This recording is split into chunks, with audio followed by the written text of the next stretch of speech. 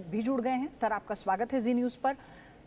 Chargesheet दाखिल होने के बाद सर मैं समझना चाहती हूं आपसे, जिन भी गवाहों का स्टेटमेंट इसमें दर्ज किया गया है, क्या उनकी ऑथेंटिसिटी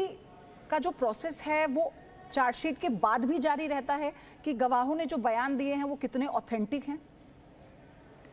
हाँ बिल्कुल शशि, बिल्कुल इसमें अभी इन्वेस्टिगेशन जब तक कन्विक्ट नहीं होता तब तक इन्वेस्टिगेशन कंटिन्यू हो सकती है। पुलिस बार बार चार्जशीट पेश कर सकती है, सप्लीमेंट्री चार्जशीट बार बार पेश कर सकती है। एक ही केस में सैकड़ों चार्जशीट पेश हो सकते हैं। जैसे ही कोई नया एविडेंस आता है तुरंत चार्जशीट, सप्लीमेंट्री चार्जशीट कोर्ट को पेश करना पुलिस की एक ड्यूटी है। उसके अलावा जैसे अभी एक मैडम बोल रही थी, शी वाज राइट, परंतु इसमें जो बाकी जो लड़कियां हैं उनका रोल एक विक्टिम है।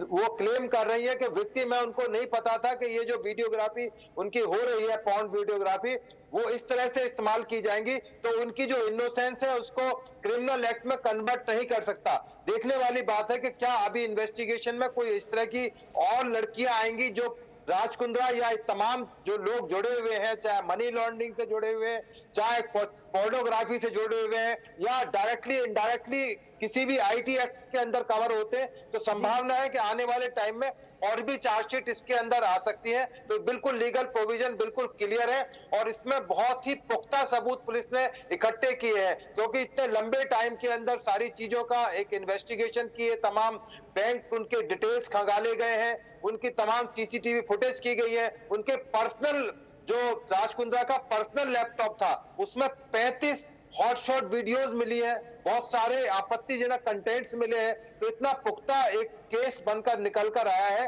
कि उनके लिए मुश्किलें बहुत ज्यादा हैं। उनका बेल लेना भी बहुत मुश्किल होगा आने वाले टाइम के अंदर कोर्ट से। जितेंद्र, अभी क्या इसे हम ये माने कि प्राइमरी इन्वेस्टिगेशन के साथ साथ अभी ये चार्जशीट है, लेकिन इस आने वाले समय में कुछ और बदलाव इसमें हम देख सकते हैं?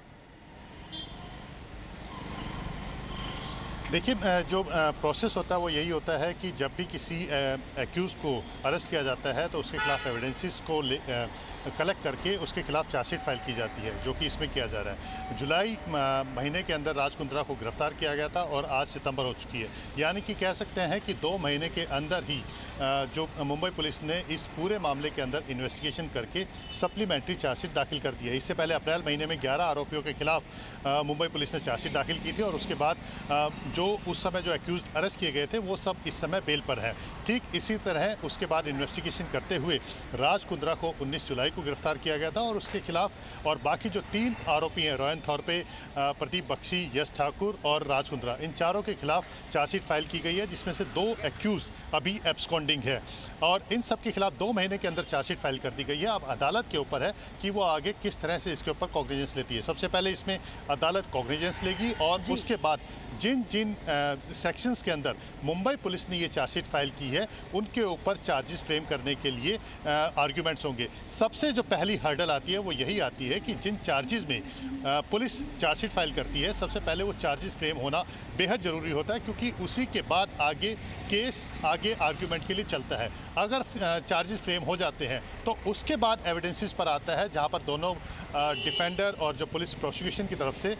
इसमें आर्ग्यूमेंट होती है और उसी के बाद कोर्ट अपना जजमेंट सुनाती है। इसमें एक ये बात ज़रूर है कि जिस तरह से जिस सेक्शन में मामला दर्ज किया गया, आईटी एक्ट में ये मामला दर्ज किया गया है, उसी में चार्जशीट फाइल की गई है और उसी के साथ जो दूसरी धारा लगाई गई है वो ये है कि महिलाओं को गलत तरीके से पेश करने का जो मामला है, क्योंकि इस पूरे मामले के अंदर ये है कि पोर्नोग्राफी की गई है, वीडियो को शूट किया गया है और उसे आपने आईटी के जरिए, यानी कि आपने मोबाइल एप्लीकेशन के जरिए उसे अपलोड कर दिया गया है और उसके बाद उसे बेचा गया है। इन्हीं सेक्शंस के तहत ये चार्जशीट दाखिल की गई है। अब क्योंकि जब चार्जशीट फाइल हो चुकी है तो निश्चित तौर पर राज कुंद्रा अपनी तरफ से जमानत के लिए इसमें अप्लाई करेगा और हो सकता है कि क्योंकि सारी